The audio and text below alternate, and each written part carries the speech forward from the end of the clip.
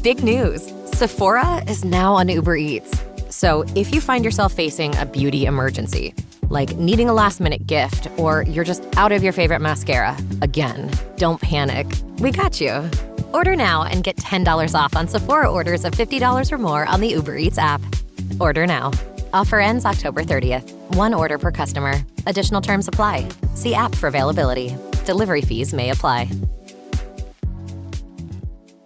The family that vacations together stays together. At least, that was the plan. Except now, the dastardly desk clerk is saying he can't confirm your connecting rooms. Wait, what? That's right, ma'am. You have rooms 201 and 709. No, we cannot be 5 floors away from our kids. The doors have double locks. They'll be fine. When you want connecting rooms confirmed before you arrive, it matters where you stay. Welcome to Hilton. I see your connecting rooms are already confirmed. Hilton, for the stay.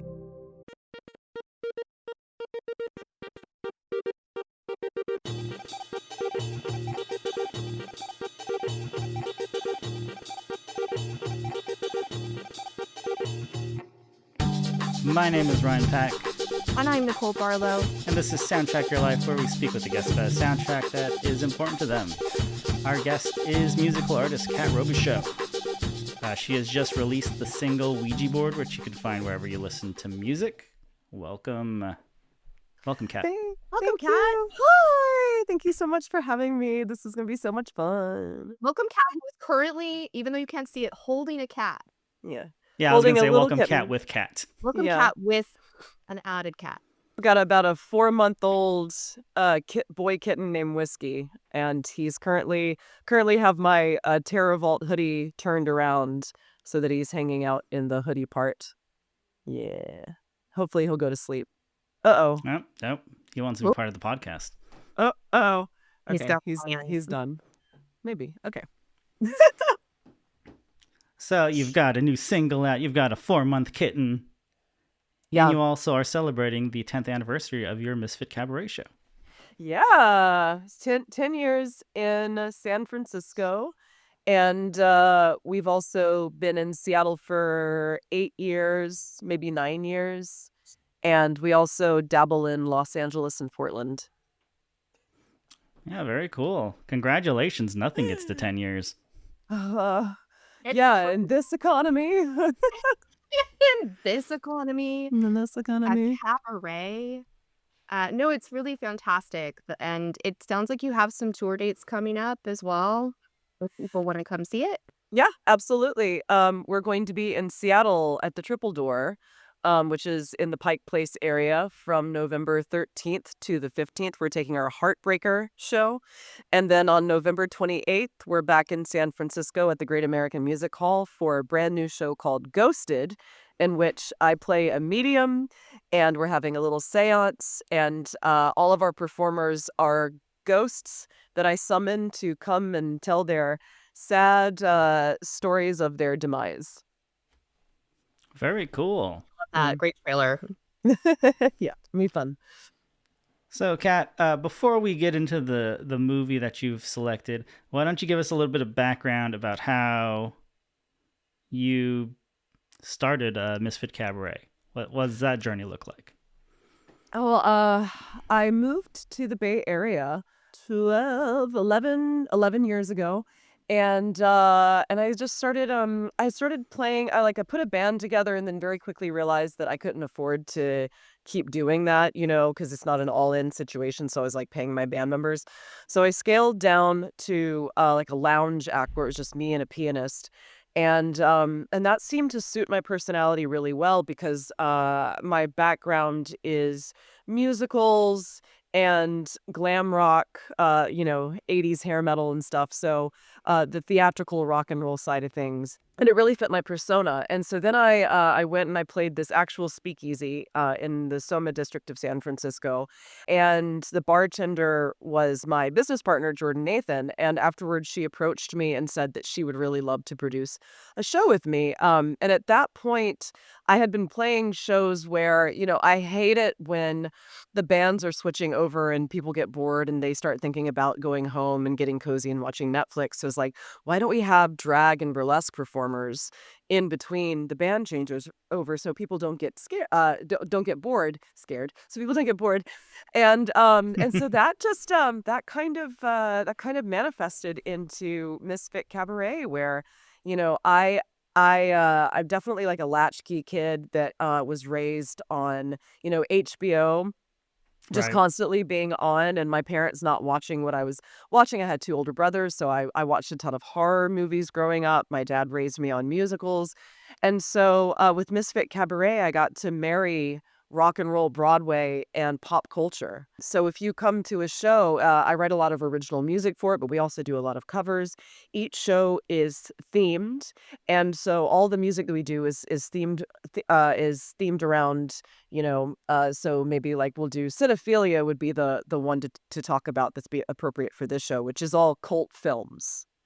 And so all of our performers will come in and they'll do characters from famous cult films. And yeah, it's like a framed narrative, right? It's like a musical within a variety, or a variety show within a musical, or a musical within a variety show.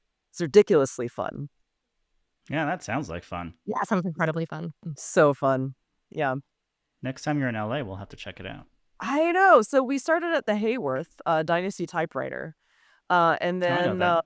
yeah, and then they changed their policy and just like stopped letting outside people that weren't within Dynasty Typewriter come in. And so then Okay. we went to some place on Hollywood Boulevard that I'm forgetting the name of now. It's driving me crazy.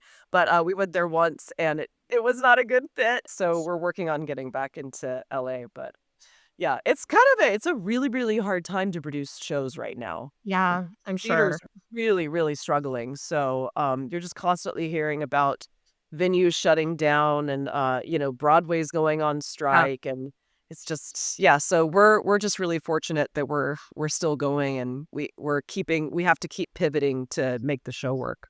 Yeah, I think that's why it's really cool to hear that you've been doing it for as long as you can and it's endured beyond some of those challenges because not many things do. And I think it's a real testament to, the outsider art and to the things that you're contributing. So we would love to see it. We're super excited if it ever comes to LA or for Yeah, San Comes Francisco back at some to LA. point. Comes back to yeah, LA. yeah, Yeah. yeah. We'd love to. We'd really love to bring it back to LA. That would be amazing. Yeah, and so I feel like Misfit Cabaret is connected to the soundtrack that you've chosen today. We So could be wrong. Like, we have could be nothing to do with wrong. your I'm story. If there's making a something else, guess. I'm trying to We connect have some dots. definitely, we've definitely covered Phantom of the Paradise. Absolutely. Yeah. So today we're talking about the 1974 Brian De Palma film Phantom of the Paradise, which coincidentally a friend of the podcast brought up last year. We were covering the Muppet Christmas Carol and obviously talking about Paul Williams. And he's like, have you guys seen Phantom of the Paradise? And so when we were talking and you're like, oh, do you want to do Phantom of the Paradise? I was like, I guess we have to do it because it's been brought up to us and now you want. So Kat, why did you select Phantom of the Paradise? Well, I just want more people to know about it. I mean, it's really like too much of a cult film in which like just no one knows about it, and it didn't get the cult following that Rocky Horror Picture Show did. And it came out a year before Rocky Horror, and I think that the reason Rocky Horror did so much better and got into the zeitgeist and more so than Phantom of the Paradise is because with Rocky Horror Picture Show, it's a more universal message. Don't dream it, be it. Whereas Phantom of the Paradise is the music industry sucks. Yeah. That's it. It's going to kill you. It's going to it kill you. literally is going to kill you unless you can't die because you're under contract. Right. So I think a lot of people don't really resonate with that, but the music is so good, and Brian De Palma's the cinematography, the attention to detail, it's just all so good. It's just such an amazing glam rock soundtrack too, and Paul Williams as Swan is just so. I just love it. But I didn't know about the film. I didn't see the film or know about the film until maybe like 5 or 6 years ago. Oh, When, interesting. yeah, I was I when like a lot of times people like our performers will come on the show. So a lot of times we'll have performers come on and they'll suggest a movie that they want to cover. And one of our performers wanted to do Eraserhead. And I had never seen Eraserhead, and I didn't want to say, well, I've never seen this movie, so we can't do this. So I went and watched Eraserhead. David Lynch is always just, it's just stuff just goes right over my head. But I really love going on YouTube and finding, explain this movie or like think pieces about films. And so I watched Eraserhead, and then I went and I found this podcaster named Nick Spheres, and they were talking about Phantom of the Paradise. And I'm like, holy shit, wait a second. I love Brian De Palma. I love Paul Williams. I love glam rock. I love musicals. Why have I never heard about this film? So I watched it, absolutely fell in love with it. And now it's one of my missions in life to just, people need to know about this film. It needs to have, a resurgence, it just, I don't, and like just one podcast, one chip at a time, one show at a time. I love that. You're like a phantom evangelist. Yeah. This is your mission. I think you brought up something really cool, which is that when you're around, artistic people, you find out about cool things. This is one of the best parts about the podcast. We get to watch things that are blind spots, in our cultural knowledge. We had never seen this movie before you brought it up. So you have 2 more people that now know about Phantom of the Paradise. So congratulations. Awesome. We're in. It's really interesting. This was a flop when it came out in 1974, which is why I think so many people don't know about it. However, it is really big in 2 places. It was really big in Winnipeg and partly really big in Paris. You're not from nobody you know is from Winnipeg. This person that brought it up is not from Canada. Okay. No. Because I find this fascinating that it was released, I guess, on Boxing Day in 1974 in Winnipeg. And it just got huge. It became this massive local phenomenon, and it's been this kind of enduring phenomenon for many, many decades. They've nicknamed Winnipeg the Phantom Capital.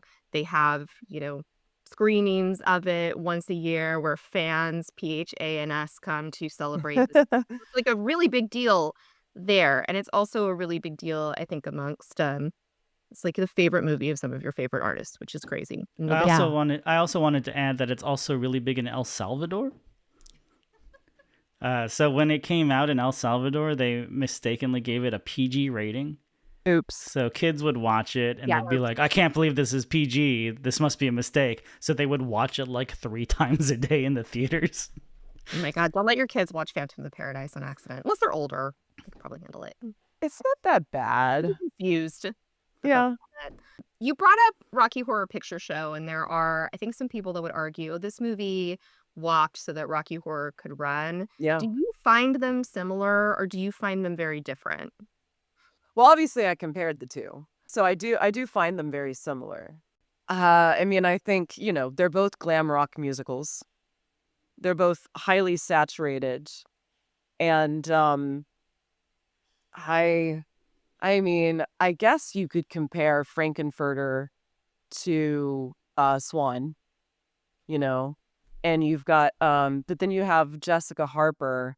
So you've got the Dario Argento vibe coming in. And Jessica Harper wasn't in that many things, but the things that she was in, Phantom of the Paradise, Suspiria, are such massive cult hits.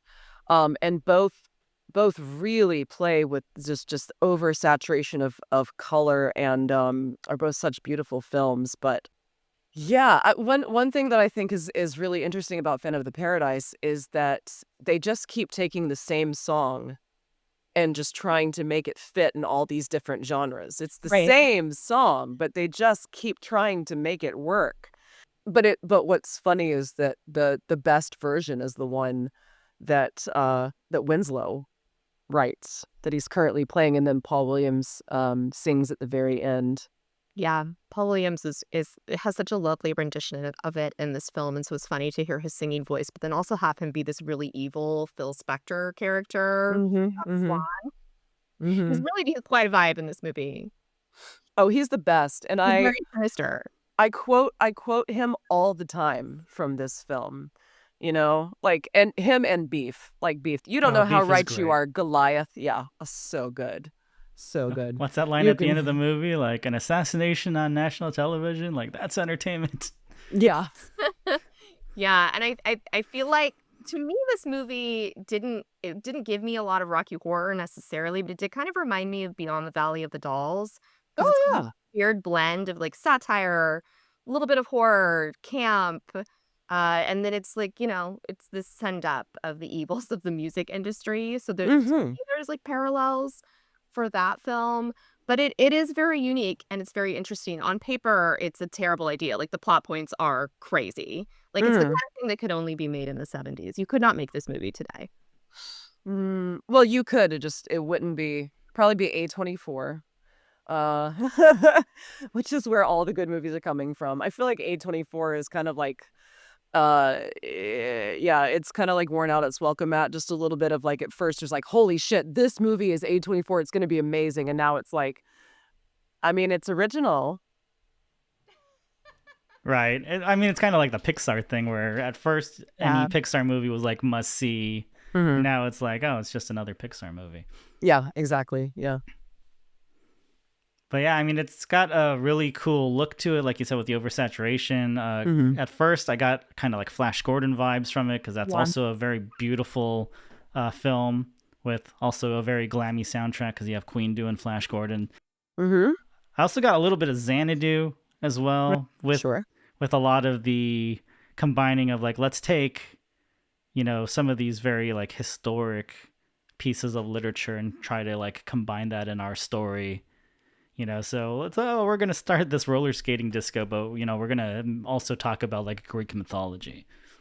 Yeah, I would argue that Phantom did it better. Right. I love Xanadu, but the Yeah, plot Xanadu is definitely. I think it's a cult classic for different reasons. Yes. Yeah. Yes. Let's say. So when you first saw this film, given that you only saw it 5 or 6 years ago, this is not something that hit you like at some critical point in your youth, which I think it did for maybe some others, and why it's kind of been a cult favorite among certain directors and artists. What did you think of it? Like, what were your first impressions? Did you ever watch it? Did you have to watch it again to kind of be like, okay, now I really appreciate it? No, I immediately loved it. Immediately. The second that the title flashed, oh my We're God. in. No, absolutely obsessed. Absolutely obsessed. Like, this is ticking all the boxes. Because I'm a huge cult fan. Like I said, I'm a huge cult fan. I'm a huge musical fan. I'm a huge glam rock fan. It's ticking all the boxes. It's got the 70s vibe. It's just a little weird, like the very first scene is the Juicy Fruits singing this absurd song about this guy wanting fame. And so his sister's gonna die, and so he like donates organs to his sister, and then he dies, and he gets, well, you did it, Eddie. And then like halfway through the band performing, like a fight breaks out, and then one of the performers is like making out with the chick, like on a table, and it's so weird. And like while all of this is going on, all of a sudden you've got Swan, which you don't see yet, and then his henchman just sitting up and talking about, yay, hey man, she was supposed to do these things for me, and now she's reneging on her contract. And like they're setting it up for just like, this is going to be about the absurdity of the music industry and how unfair and criminal it all is. And yeah, I just it reads like a B horror, like a cheesy, campy B horror film from the late 70s, early 80s, and I just absolutely fell in love with it. Yeah. That's all you could ever want. Oh, it's it. This is it. Like, oh my God, this movie was made specifically. This is about me. Everybody has that one movie they're like, oh, Yeah. this is made for me. This Mm-hmm. it contains all my special interests. Mm-hmm. Yeah. So good. Like, and I just got obsessed with the soundtrack, and I get hyper fixated on certain things, and for many, many months I was completely hyper fixated on this film.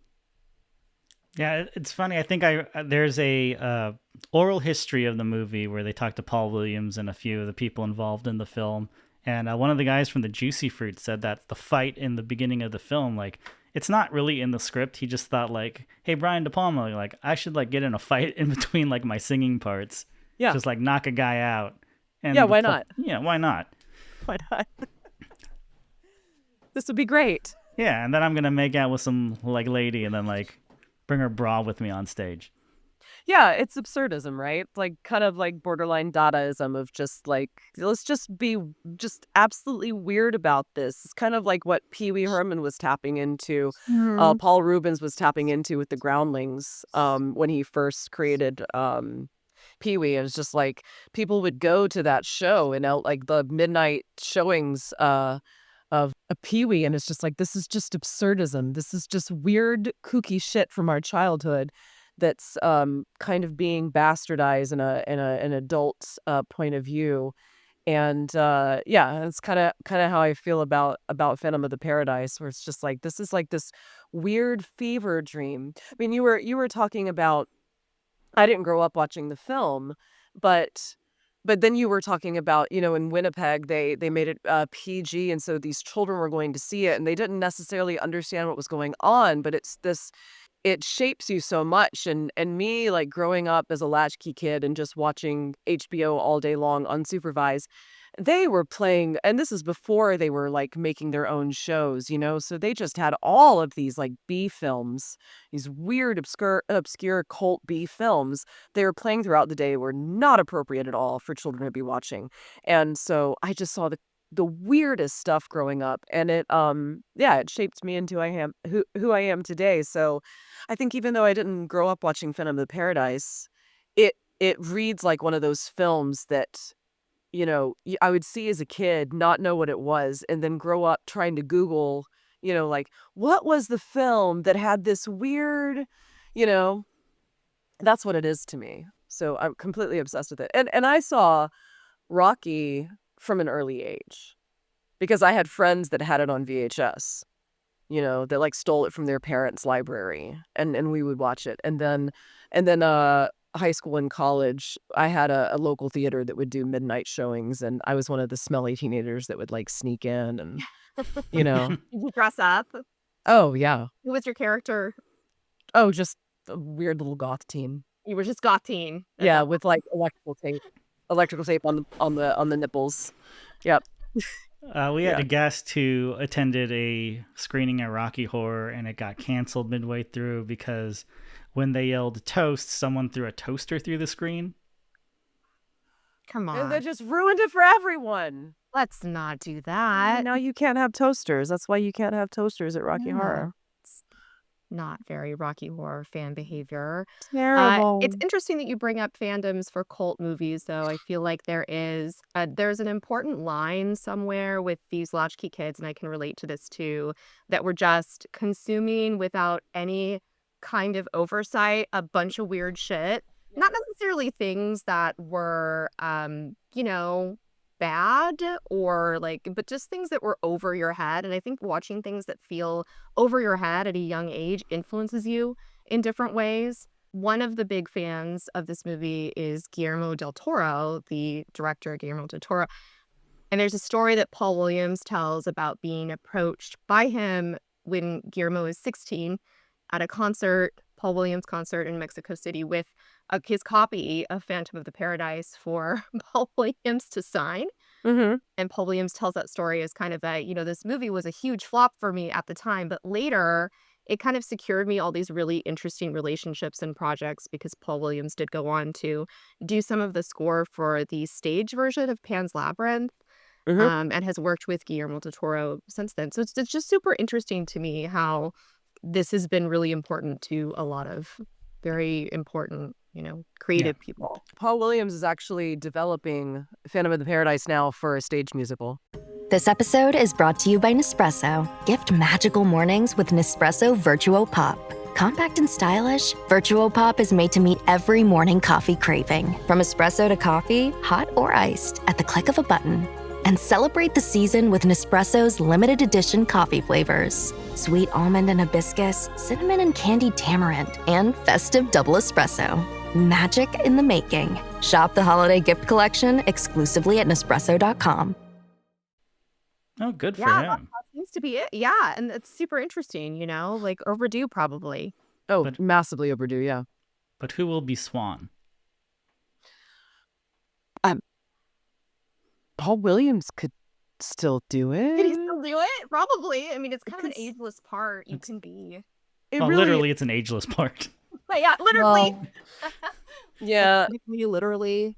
yeah, that's a good point. Maybe he couldn't do it because you're not supposed to age, and he's quite old at this point. Yeah, But maybe he made that deal with the devil late. Who knows? I don't know. mm, Life deal with the He's devil. gonna he made a deal to Benjamin Button himself. yeah, There you go. It's well, just a tweak.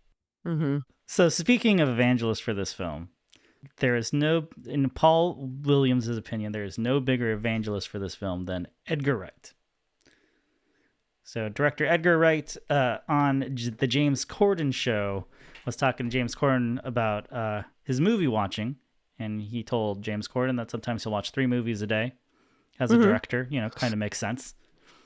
And then Corden asked him, if you could only watch one movie for the rest of your life, what would it be? And without even thinking, he said Phantom of the Paradise.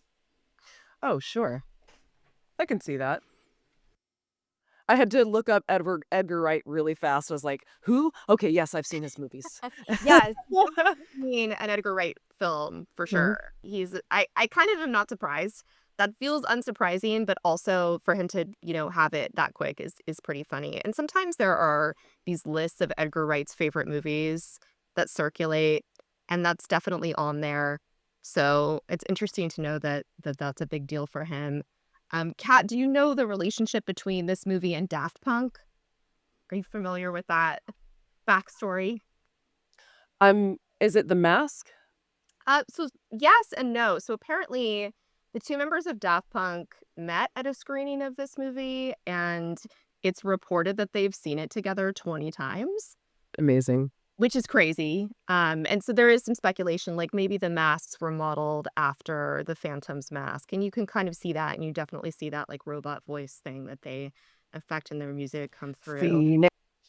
Yeah. They asked Paul Williams to be a part of Random Access Memories. So the song Touch, which is the 7th track on Random Access Memories, the intro feels kind of like a direct homage to the Phantom. And Paul Williams does sing on that track. So I think he's pretty convinced, Paul is convinced, that they asked him to be part of that because of their fandom. I think he also co-wrote the song Beyond from that album. That's right. Yes, he did. So this is a huge deal for Daft Punk that people, I feel like, don't understand. Well, it's wild about Paul Williams because he was such a rock star in the 70s. I mean, he was an Oscar award-winning, Grammy award-winning. I mean, like, this dude was everywhere. He was on the Muppet Show. He was a fixture on late night talk shows because he was just so funny. You know, he would show up in like full Planet of the Apes makeup and just ham it up. He was on fire, but drugs and alcohol, he took it way too far. Now he's since, recovered from that. He's now the president of ASCAP, which is really cool.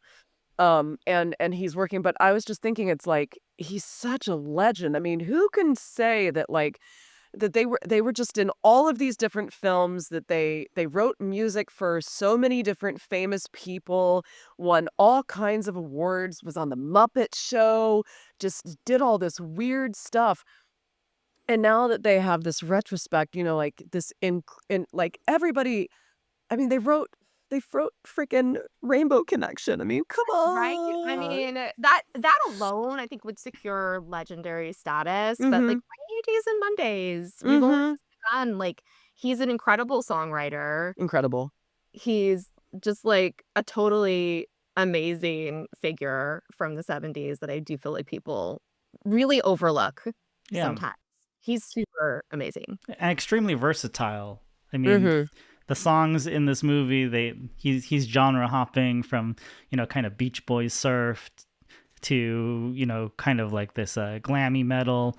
And he's able to do it all. And as far as, this film being a flop, he still got nominated for an Oscar for the score for this film. Like we said, he co-wrote Rainbow Connection. He won an Oscar for the song Evergreen from Stars Born, and he wrote all the songs from the original Stars Born. Yeah. Barbra Streisand, come on. And he even wrote the lyrics for the Love Boat theme. Yep. Oh, I didn't even know that. See, that's just like... That's a minor thing. That's like a cherry on top of the sundae. Yeah. He was the guy. He was the guy. Yeah, for Yes. sure. I mean, And yeah, he's great. He's great. You could literally wax poetic about Paul Williams for a really long time. He's very cool.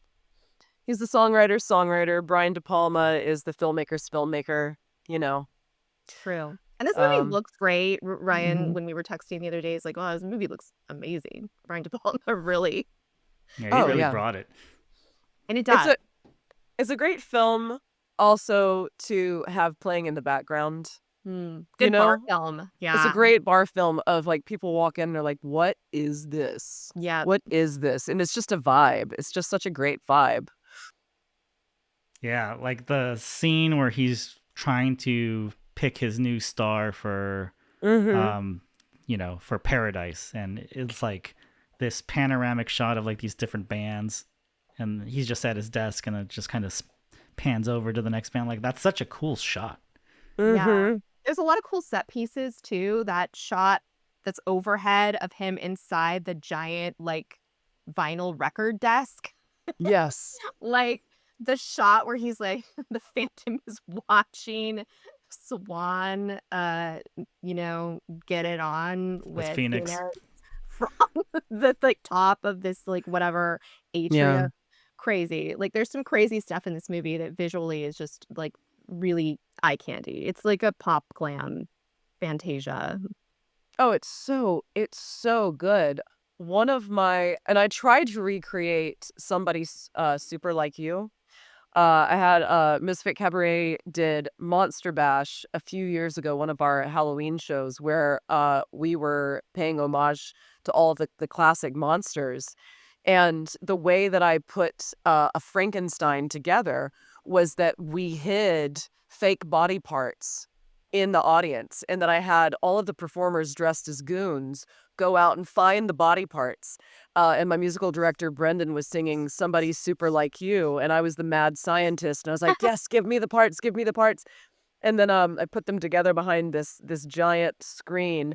And then my friend Dave Hasbrook, who's has a puppet company called Shadow Circus Creature Theater, he comes out in this giant Frankenstein puppet head, and then I wrote the song called M, that where we're basically acting out the plot of Frankenstein.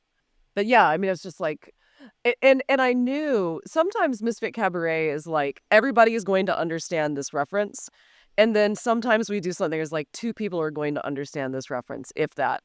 And the first night that we did Somebody Super Like You, a fan wrote in the next day and said, that was it. That was worth the ticket price alone. I can't believe they did Phantom of the Paradise. I was like, yep, I did it for you. All about you, Ian.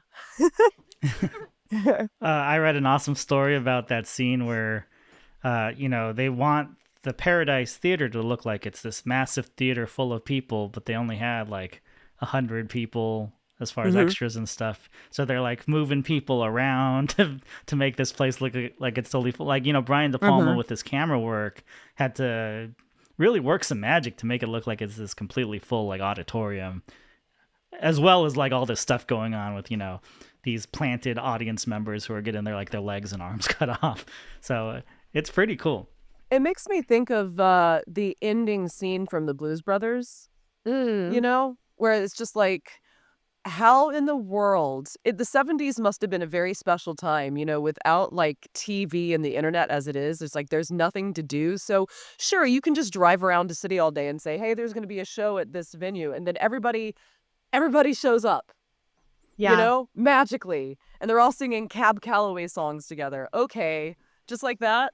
Yeah, I think that's why it's these sorts of details that it feels like this couldn't be made today, because it couldn't be made in the same sort of ad hoc 1970s environment, creative environment that this was clearly made in. However much coke was involved in the making of this movie, like, I'm sorry for any drug habits that fostered. But Yeah, like, the clearly, drug use in the movie, I feel like, is a reflection of the drug use on set, where people are just throwing pills to each other. I mean, it kind of feels like that. There are definitely elements of it where it's like, yeah, sure, it's a great idea. Let's just try that. Let me just shove this handful of pills in your mouth and let's go.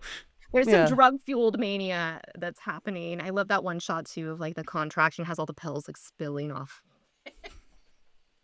Very Yeah. 70s, a very 70s vibe. Yeah. Drugs, fun. There's no room for drugs now. If you want to be successful, you cannot mess around with that shit because somebody else that's not on drugs will come along and be like, "Oh, I'm ready. I'm ready to go. Yeah. That person's in drug stupor. Yeah. I'm here and I'm just as talented, if not more so." Which That's is exactly good. true. It's a good thing. Which is I good. It's a good thing. But definitely no more room for that kind of like drug-fueled experimentation. It was a Mm-mm. very unique time. Yeah, it says something that I was backstage and one of my fellow performers kept sniffling, like, you know? And my first thought was not, oh, they just did a line. My first thought was, allergies, are your allergies really bad? And they're like, Seasonal yes. allergies. Let me give you Yeah. some Yeah. pills. These Yeah, are exactly. Claritin. I was like, what are you, I said, that was exactly it. I was like, what are you taking? What do you want? What do you want? And they're like, Yeah. the Claritin. I'm like, that's okay. I mean, I prefer Zyrtec myself. That really gives me the With the edge. red Claritin and the blue Zyrtec. Yeah. Yeah. Definitely. That's definitely the Yes. arts today, which, Yeah. an improvement for everyone's health. Probably more fun though, back in the day. At first, and then it got really bad. I don't know that you'd arrive at the character of Beef if you're just doing Zyrtec. No, yeah. Yeah. Beef is a professional. Yes. That comes out of nowhere mid-movie, and Obsessed. it is just really steals the show. Like Yeah. he should. He's supposed to be the star of the show. And it works. You are compelled to watch Beef. Life at last. Salutations from the other side. I love him. Yeah, So we've covered. I think we basically covered the entire soundtrack in bits and pieces throughout the 5 years that I've known about it. It's like, well, I can love we? that. Yeah, I love I that. just because yeah, I mean, I just feel like as when you're a semi-celebrity or artist, whatever, you have a platform to share your favorite art with your fans. And if they love you, then they'll probably love what you're into. And it's like, yeah, everybody go watch Phantom of the Paradise. I've gotten a lot of people into Buffy the Vampire Slayer, like a ton of yeah. fans. Oh, Yeah. wow. Have got, yeah.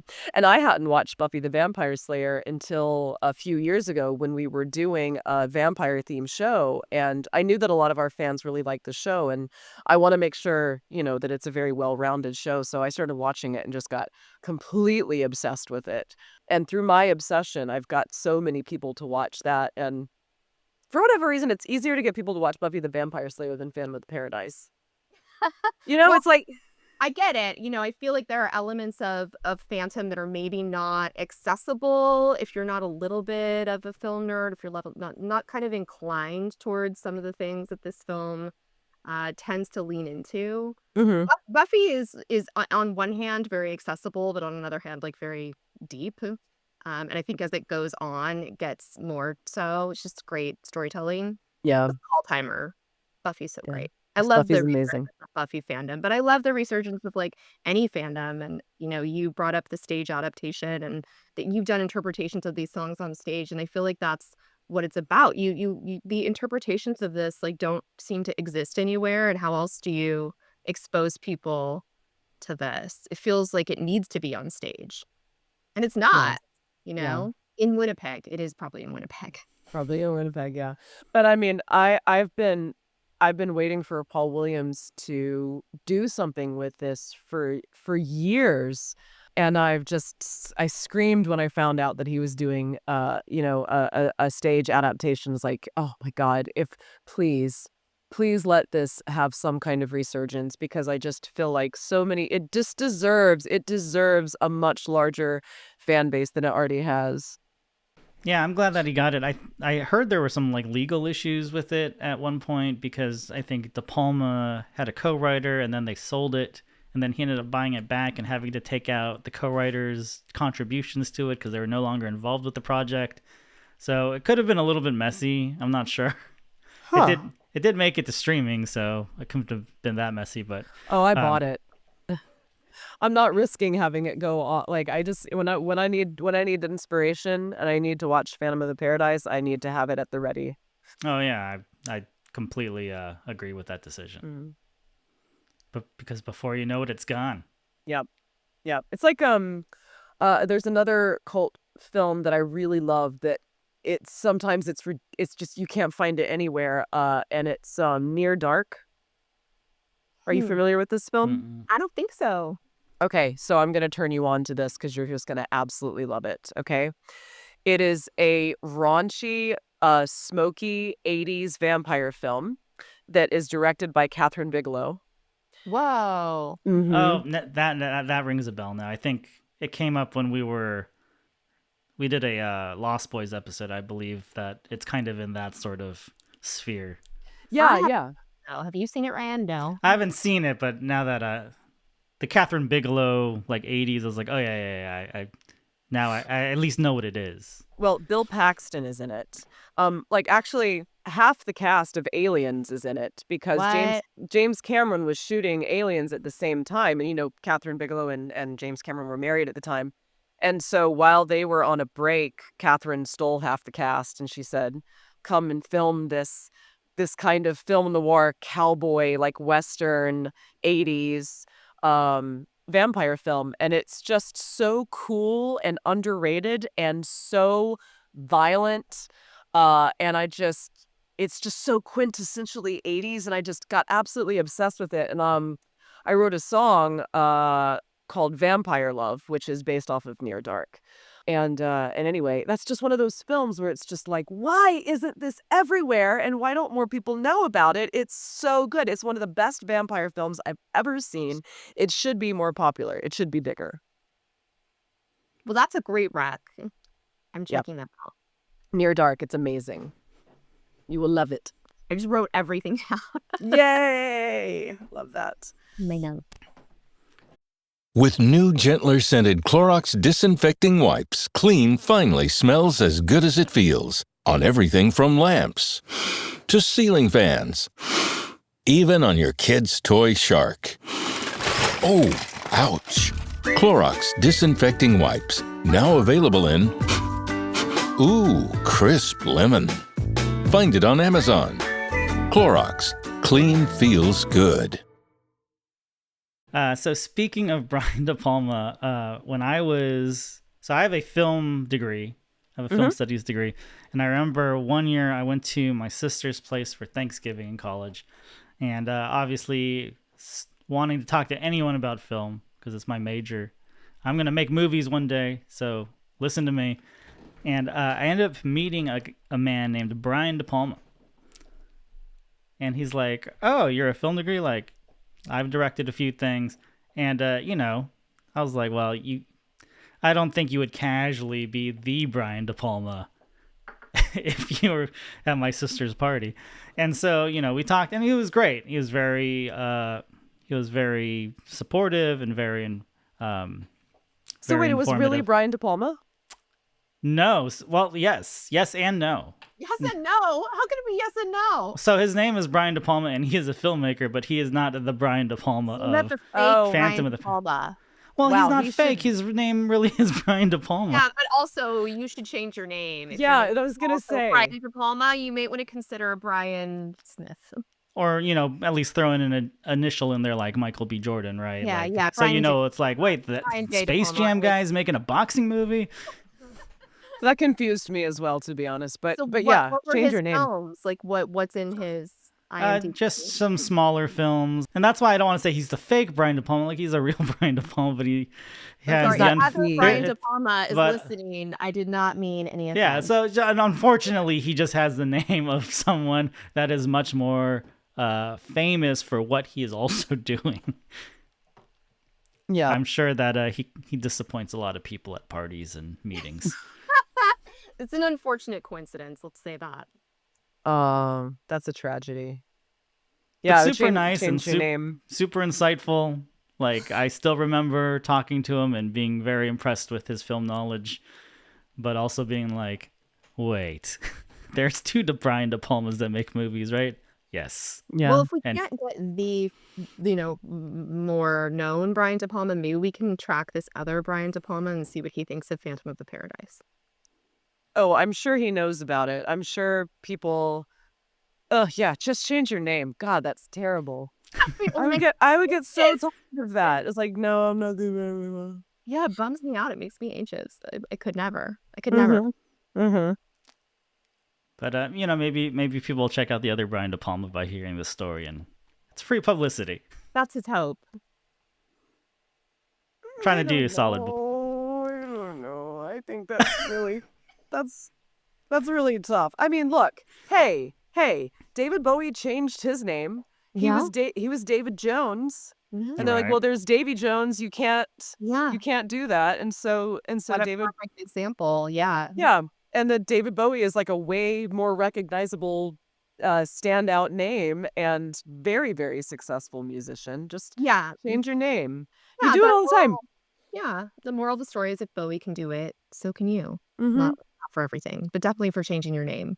I mean, God, I'm just thinking off the top of my head, like David Tennant had to change his name. Michael Keaton had to change his name.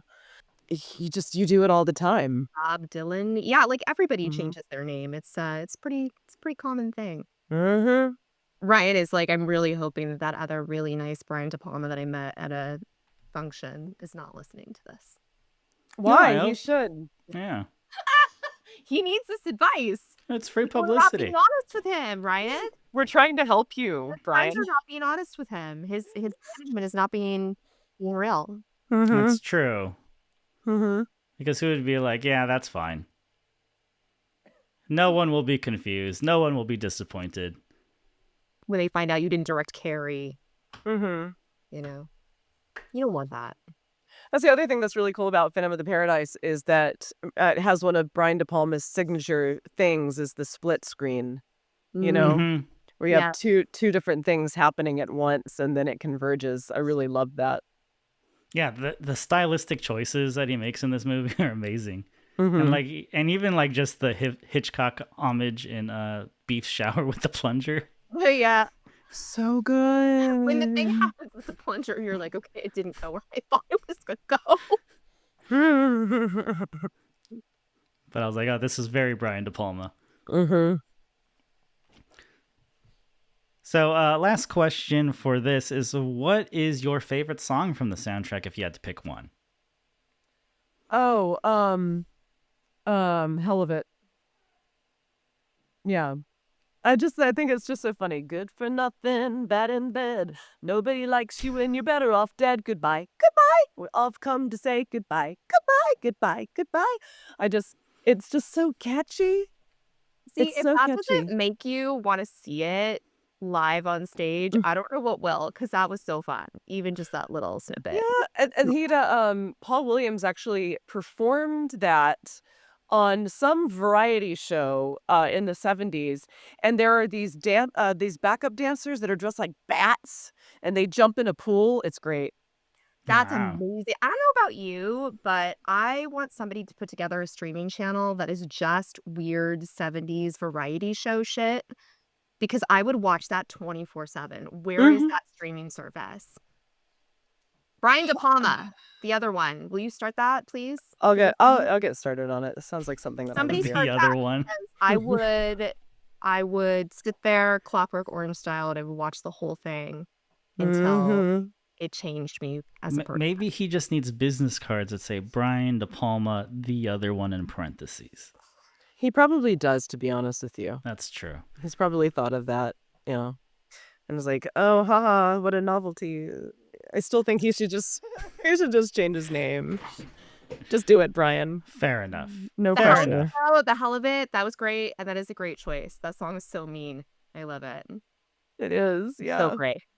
And it's it's like the rolling credits song too. It's not even in the movie really, but I love it. It would be that and Faust for sure. Yeah, I can't disagree with those choices. So let's play Life in 3 Tracks. Okay, Kat. So we talk a lot about soundtracks on this show, but we want to know, if your life were a movie, what music you would choose to soundtrack it. So we will start with what song you would pick out to be your montage. This can be like any kind of montage. It can be, makeover montage. It can be a training montage. You get to decide.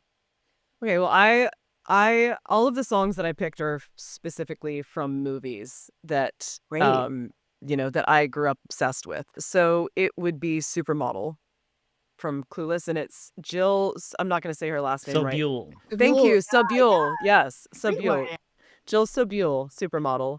Clueless came out when I was in middle school. It absolutely wrecked me and made me extremely annoying for quite some time because you would just walk around, whatever, know, just quoting it. Yeah. And the Great. fashion was so good. That's a great answer. Probably the best Jane Austen adaptation. Yep. It's so great. I love Clueless.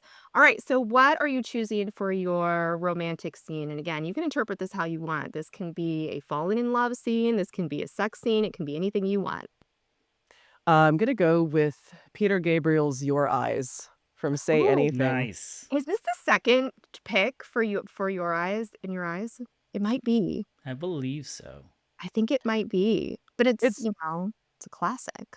it's just such a beautiful, it's like a hopeful love song. It's a yearning song. And it's kind of just uplifting and just one of those like, oh, it's one of those songs where you're like, man, I want to figure out how to capture that emotion in what I write, you know?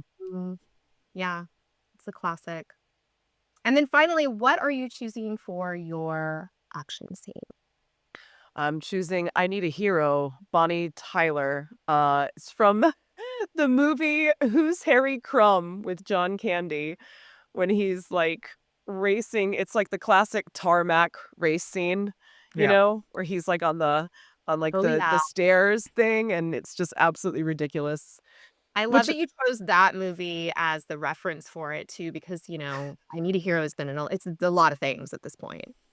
yeah, but that was Who's Harry Crumb is one of the movies on HBO that was just constantly in rotation because it wasn't a popular film, so HBO got it for super cheap. Yeah. Our friend of the podcast, Stephen Epley, when he picked his movie, he picked The Commitments. And he basically said that he discovered it the same way. Like, I was at my aunt and uncle's house or grandma's house or something, and she had cable, and no one was watching what I was watching, so it was on HBO. And I ended up discovering this movie and falling in love with it. Yeah, I mean that's how you discovered stuff. You're limited to what you can watch. You're bored, and so you just sit down. And you're like, I guess this. Yeah. I think the lack of boredom and the, just being spoiled for choice thing where you can watch anything at any time has really changed how people become creatively influenced. Yeah. So maybe No, we it's should all be true. a little more bored.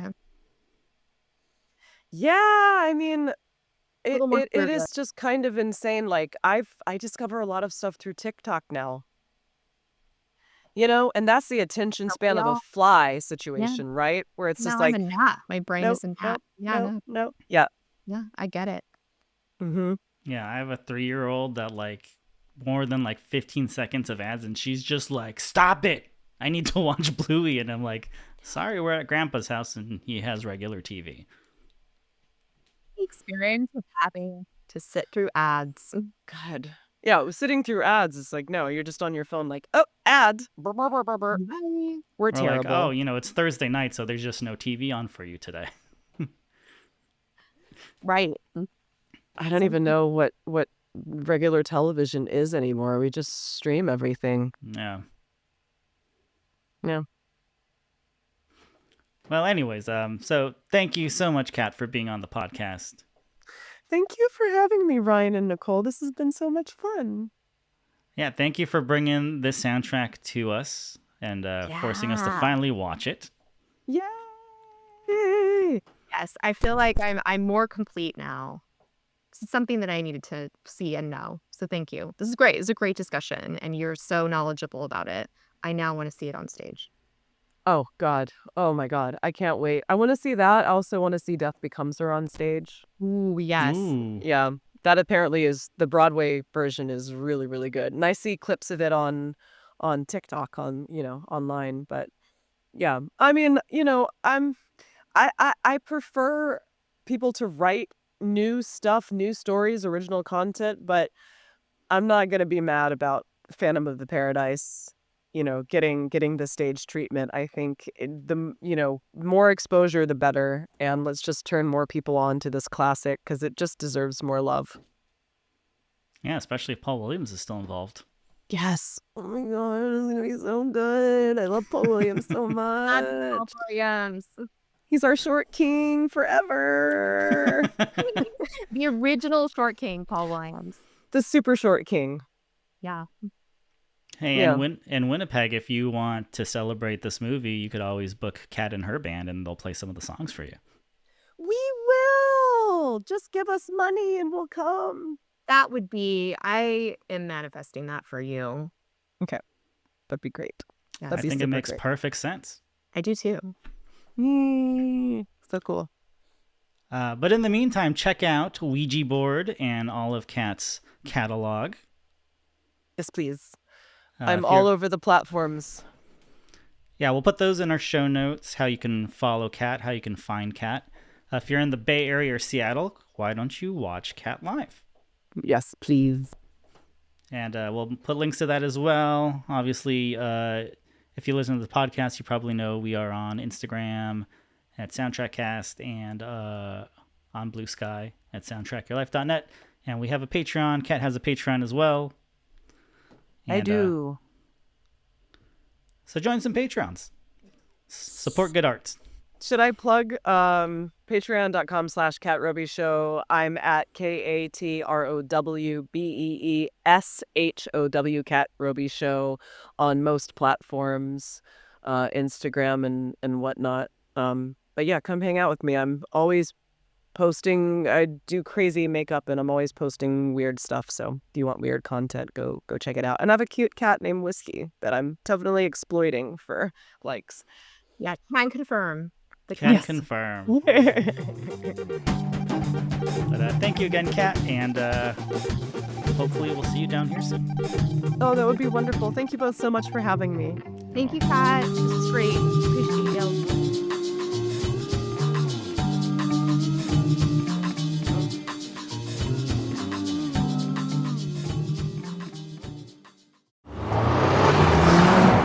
Hear that? The next chapter of Audi performance is here. That's the sound of every interior detail refined. And that's the sound of Quattro all-wheel drive. The all-new Audi Q5, the all-new A5, and Q7. Each one a statement. Performance never goes out of style.